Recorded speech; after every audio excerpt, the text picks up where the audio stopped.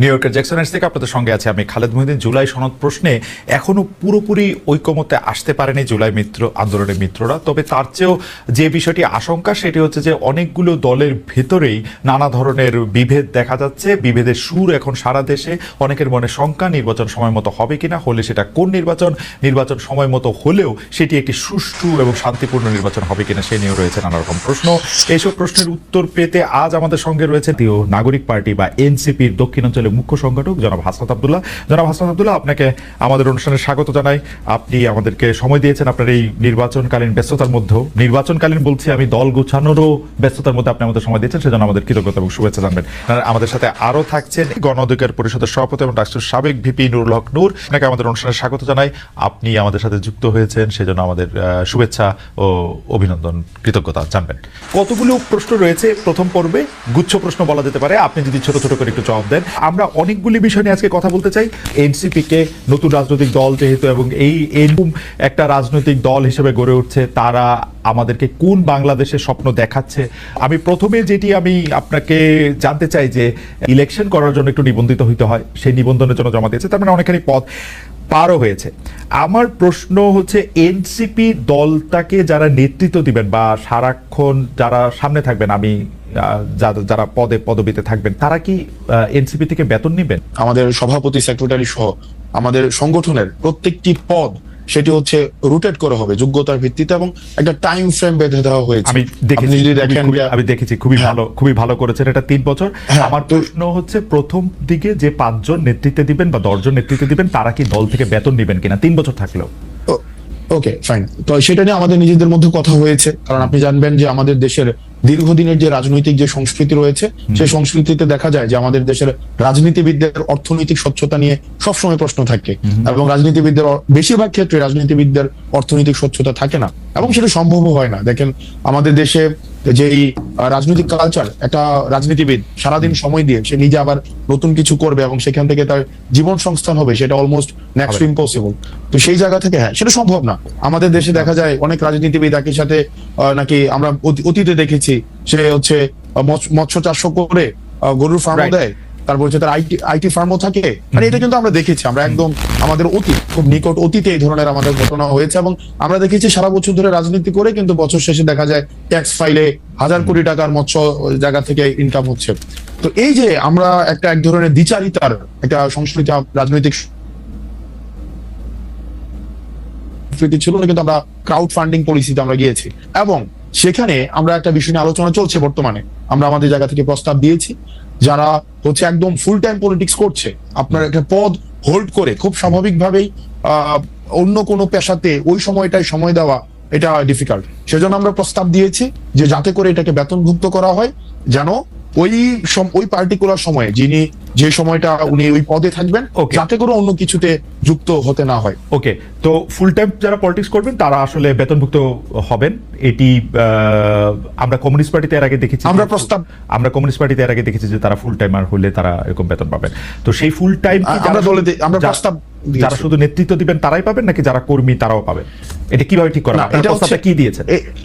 না, আমরা প্রস্তাবটা দিয়েছি যে আমাদের তো এটা শুধু এক লেয়ারের নেতা কর্মী থাকবে না, শুধু একটা পরিবারের নেতা কর্মী বা একটা শুধুমাত্র ওই যে পিক এন্ড চুজ, যে আমাদের দেশে যেটা হইতো যে নেতার পছন্দের যারা থাকবে তারাই হচ্ছে পদে যাবে, এটার কোনো সুযোগ নাই। যোগ্যতার ভিত্তিতে কাউন্সিল হবে, কাউন্সিলের মধ্য দিয়ে আমাদের হচ্ছে একটা এক্সিকিউটিভ বডি থাকবে, একটা পলিটিক্যাল কাউন্সিল থাকবে, এবং হচ্ছে এক্সিকিউটিভ বডিটা হচ্ছে প্রেসিডেন্ট এবং সেক্রেটারি নিজের মতো করে কর্মসূচি বাস্তবায়নের জন্য যে তাহলে আমরা দেখলাম যে সভাপতি, সাধারণ সম্পাদক বা কেন্দ্রীয় কমিটিতে বা যতখানি আপনারা ঠিক মনে করেন ততজন লোক আসলে এখান থেকে আপনারা বেতন নেবেন, ক্রাউড ফান্ডিং এর মাধ্যমে হোক বা দলের অন্যান্য আয় থেকে হোক, এটা স্বচ্ছভাবে এটা হবে। এটা আমরা প্রপোজ করেছি এবং এটা আমরা দেখেন আমরা শুরু থেকে একদম এই দল গঠনের শুরু থেকে বা তারও আগে থেকে শুরু থেকেই শুধুমাত্র আমাদের দলের মধ্য থেকে না, আপনি যদি আমরা সবাই চেয়েছি। আমরা মাঝে মাঝে আপনি কিছুদিন আগে একটা জিনিস বলছিলেন যে আমাদের অর্থনৈতিক স্বচ্ছতা নিয়ে যেভাবে প্রশ্ন করা হয় অন্যদেরকে করা হয় না, আমাদেরকে নিয়ে প্রশ্ন করা হবে, এটা খুব স্বাভাবিক, কারণ আমরা কিন্তু এই না সেটা ঠিক আছে, সেটা ঠিক আছে, সেটা ঠিক আছে। আমরা এখন সেই জায়গা থেকে হচ্ছে আমরা এটি নিশ্চিত করতে যাচ্ছি। ওকে, থ্যাংক ইউ।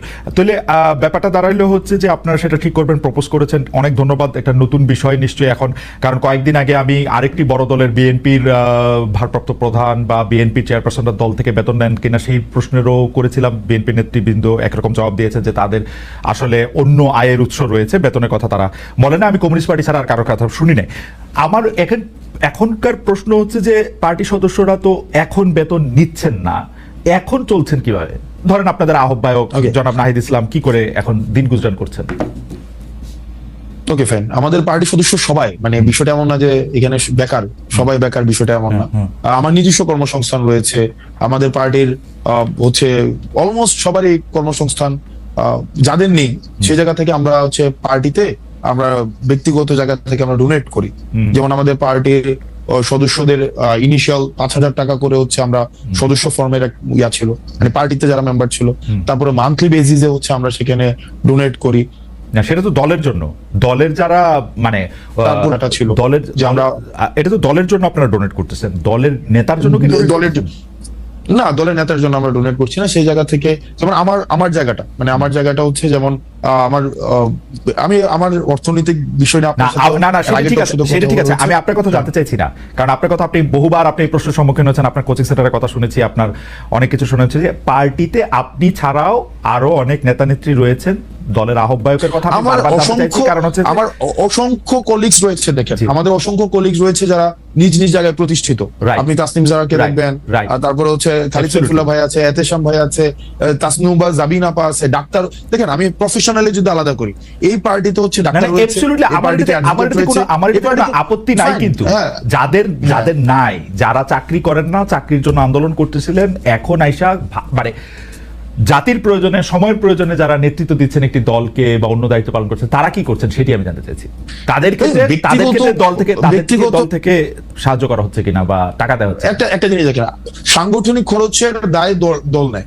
একটা রাজনীতিবিদ সাংগঠনিক যে খরচটা করবে সেটা তো আপনার দল থেকে সেটা ব্যয়ভার বহন করা হয়। আমি কোথাও জায়গায় সফরে গেলাম, কোন একটা মিটিং অ্যারেঞ্জ করলাম, কোন একটা কর্মসূচি বাস্তবায়ন করলাম, এটা আমার দল দিবে। সে বেকার হোক, সে কিছু করুক আর না করে, এটা কিন্তু দল দিচ্ছে।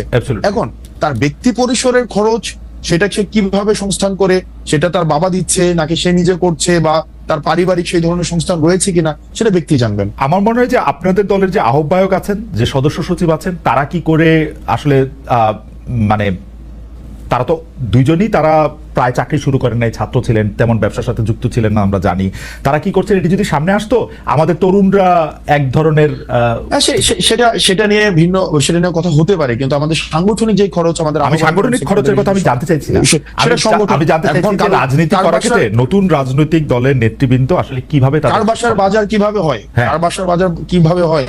ওনারা তো একদম যে ওনারা সিঙ্গেল সবকিছু ডিল করে বিষয়টা এমন, ওনাদের ফ্যামিলি সদস্য রয়েছে, ওনাদের পরিবারের সদস্য রয়েছে, নিশ্চয়ই সেটা ওনারা ভালো বলতে। আচ্ছা ঠিক আছে, আপনাদের পার্টিতে পূর্ণাঙ্গ কমিটি বলতে আমরা যেটা বুঝি, সভাপতি, সাধারণ সম্পাদক যার কথা বলেছেন, সেটি কবে আসবে? আপনারা কি এই জায়গাগুলি ফাঁকা রাখছেন উপদেষ্টা মাহফুজ এবং উপদেষ্টা আসিফ ফিরে যেন আসলে সেটি হয়, সেটির জন্য? না এখনো কেন আহ্বায়ক কমিটি? না আপনি উপদেষ্টা মাহফুজ, উপদেষ্টা হচ্ছে আসিফ, ওনারা যে আমাদের পার্টিতে আসবে বা আদৌ রাজনীতি করবে কি করবে না সেই সিদ্ধান্ত ওনাদের। এমনও তো হতে পারে ওনারা অন্য রাজনৈতিক দলে যেতে পারেন, এটা ওনাদের সিদ্ধান্ত, যে ওনাদের মতো করে আসলে এটা হবে। আমরা কি কোনো কাজ, এটা এক ধরনের রং পারসেপশন, এটা সম্পূর্ণ রং পারসেপশন। মানে এবং আমি আপনাকে এটা রং পারসেপশন, ওনারা তো আপনাদেরই মানে ভাই, বন্ধু, সহযোদ্ধা, সহনাগরিক। ওনারা কি, আমি জিজ্ঞেস করতে চাই, ওনারা কি এনসিপির প্রতিনিধিত্ব করছে সরকারে? আমার কাছে এনসিপির তো তখন জন্ম হয় নাই যখন তারা সরকারে গেছিলেন। আমার কাছে মনে হয় ওনাদের প্রতিনিধিত্ব করতেছে, এটা একটা, আমার কাছে মনে হয় ওনারা আর আপনারা একই লোক। কেমনে মনে হয়? কারণ সকল কথায় সকল আচরণে আপনারা সরকারকে ডিফেন্ড করেন, সরকারের যতটুকু অংশ দুই উপদেষ্টা, ছাত্র উপদেষ্টা আপনাদের আছেন, তাদেরকে ডিফেন্ড করেন, তারা আপনাদেরকে ডিফেন্ড করেন। আমরা কেমনে সরকারকে, না আমরা আপনারা সরকারের যতটুকু, হ্যাঁ আপনারা সরকারের সমালোচনা করেন, না যতটুকু দেখেন, হ্যাঁ সরকার যতটুকু হচ্ছে উপদেষ্টা দুজনকে বাদ দিয়ে আপনারা সমালোচনা করেন সরকারকে। না উপদেষ্টা দুজনকে বাদ দিয়ে কিভাবে? তারা ছাত্র, দেখেন বেশিরভাগ ক্ষেত্রে তারপর হচ্ছে দুইজন উপদেষ্টা বা আমাদের পার্টির আর দুইজন উপদেষ্টার কথা যদি কোনো ক্ষেত্রে মিলে, তো সেক্ষেত্রে খুব স্বাভাবিক না বিষয়টা, কারণ আমরা তো ছাত্র প্রতিনিধি হিসেবে ওনারা সেখানে গিয়েছিলেন। এখন এই মিলে যাওয়ার মানে আমরা দেখেন, আমরা তিনজন ছাত্র উপদেষ্টা পেয়েছিলাম। তিনজন ছাত্র উপদেষ্টা পেয়েছিলাম। একজন ছাত্র উপদেষ্টা এসে এই দলের আহ্বায়ক হয়েছেন, দুই ছাত্র উপদেষ্টা আলাদা রয়েছেন। এই দুই ছাত্র উপদেষ্টা যখন কোনো সরকারি কাজে সম্পৃক্ত হন, রাষ্ট্রীয় কোনো যখন সিদ্ধান্ত নেন, আমরা দেখা যায় এনসিপি একই সূত্রে কথা বলে।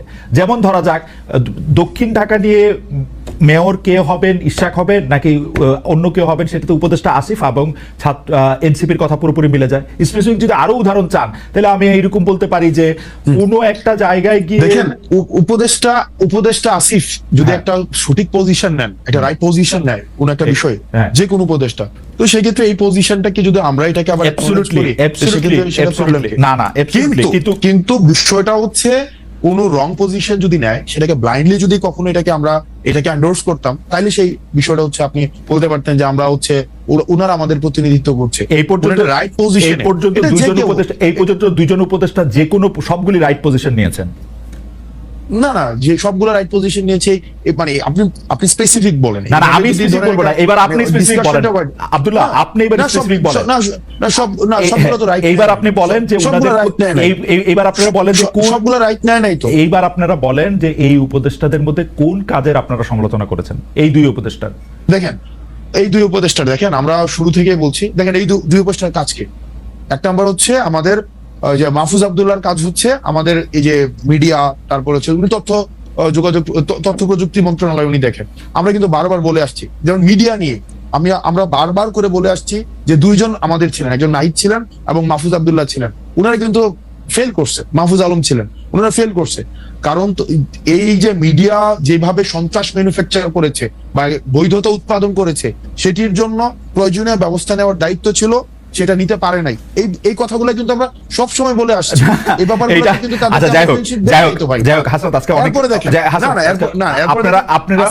প্রথম কথা হইলো যে আপনি আমার চেয়ে অনেক স্মার্ট।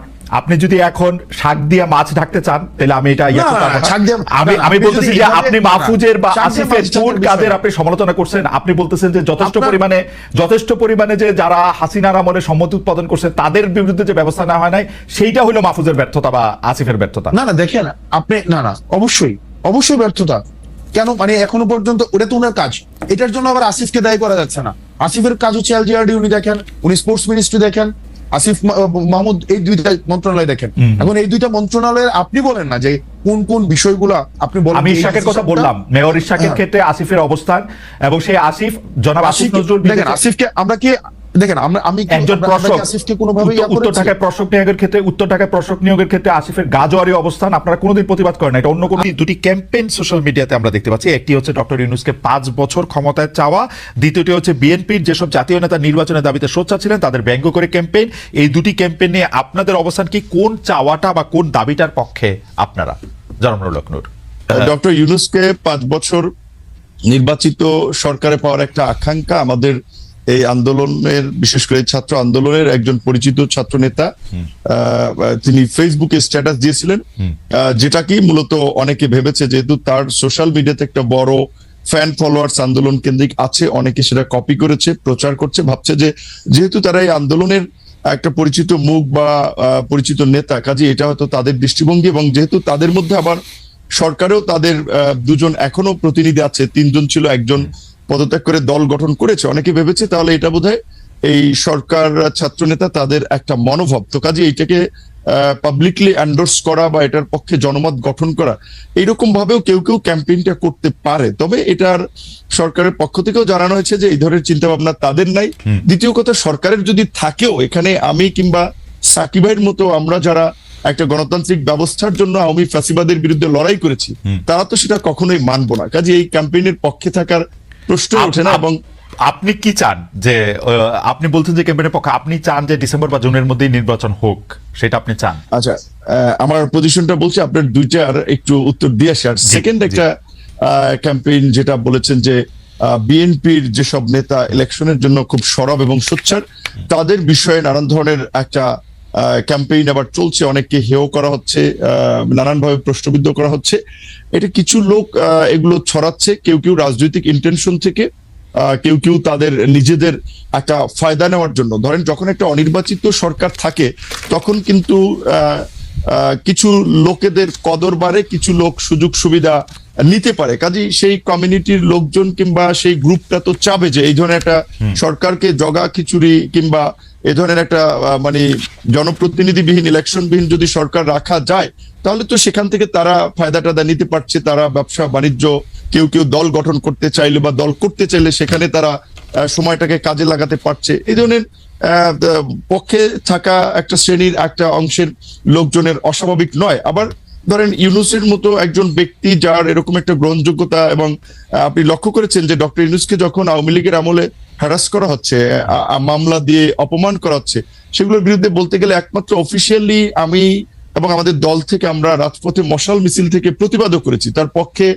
অনেকে আদালতে গিয়েছেন, সেটা ভিন্ন বিষয়। আমরা নৈতিক জায়গা থেকে তার পাশে দাঁড়িয়েছিলাম। তিনি যে আজকে সরকার প্রধান হবেন সেটা কিন্তু আমরা কখনো কল্পনাও ওইভাবে করি নাই। তো তিনি হয়েছেন, আমাদের একজন পছন্দের মানুষ ছিলেন, আমরা সবাই সন্তুষ্ট এবং আমরা তাকে সহযোগিতা করতে চাই ওই জায়গা থেকে যে এই অন্তর্বর্তীকালীন যে এই ফ্যাসিস্ট সরকার পালিয়ে যাওয়ার ফলে যে একটা সাংবিধানিক এবং রাজনৈতিক দেশে সংকট তৈরি হয়েছিল, এই পরিস্থিতি থেকে উত্তরণের জন্য এবং জন আকাঙ্ক্ষার একটা অবাধ সুষ্ঠু নিরপেক্ষ নির্বাচন করার জন্য আমরা একজন নিরপেক্ষ ব্যক্তিকে ইমাম বা নেতা বানিয়েছি যে তিনি জনগণ এবং রাজনৈতিক দলগুলোর প্রতি ইনসাফ করবেন, একটা সুষ্ঠু নির্বাচনের পথে দেশকে এগিয়ে নিয়ে যাবেন।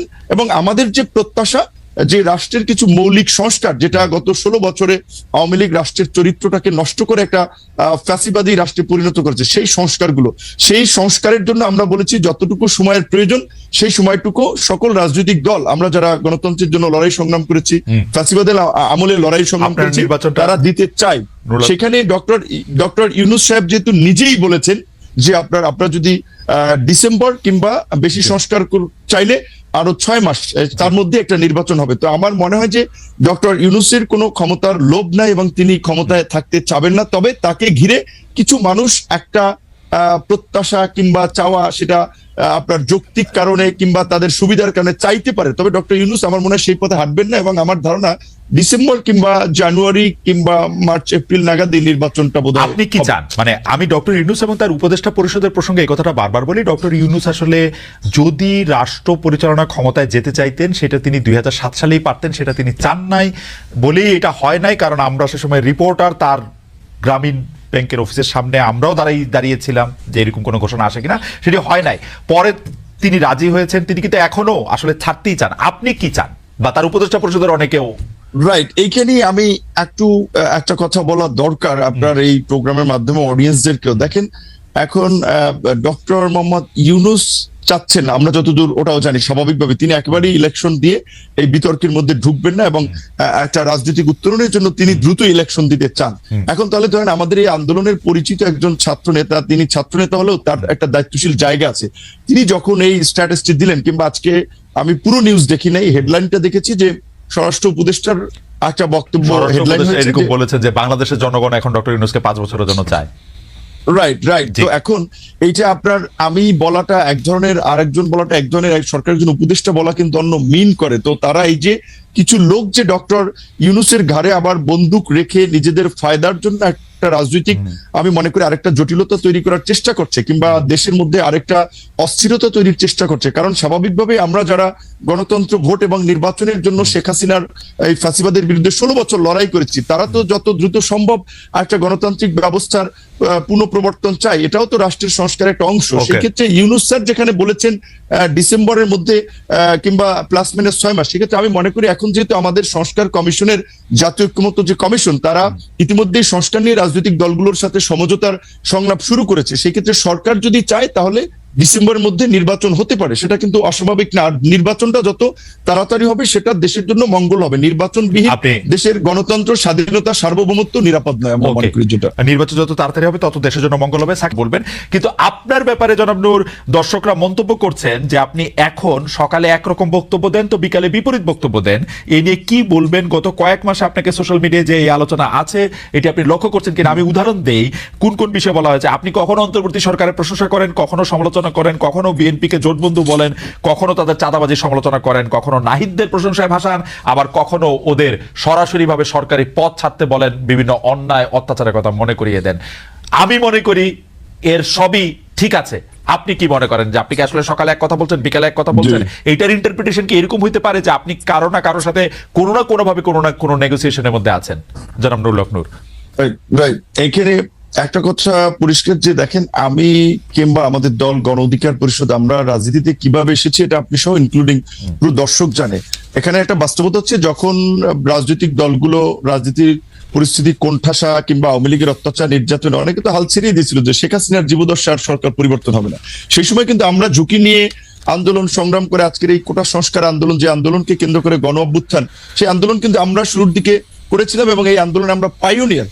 আমরা কোনো সুযোগ সুবিধা কিংবা প্রলোভনে এই পর্যন্ত পড়েছি বা বিক্রি হয়েছি এটা কেউ বলতে পারবে না। এখন একটা বিষয় হচ্ছে কি, ধরেন এই শেখ হাসিনা এই পরিস্থিতির পূর্বে স্বাভাবিকভাবেই বিএনপি জামাত থেকে শুরু করে অপোজিশন সবাই আমাদেরকে ফাইন্যান্স করেছে, সাপোর্ট দিয়েছে, সহযোগিতা করেছে। কারণ একটা রাজনৈতিক স্বার্থের জায়গাও যদি বলেন কিংবা বাস্তবতা বলেন, সেই জায়গা থেকে যে এখন ছাত্র একটা আন্দোলন গড়ে তুলতে পারে ডাকসু থেকে বা ডাকসুর নেতৃবৃন্দ, ছাত্র নেতৃবৃন্দ, সেই জায়গা থেকে আমরা সমর্থন পেয়েছি।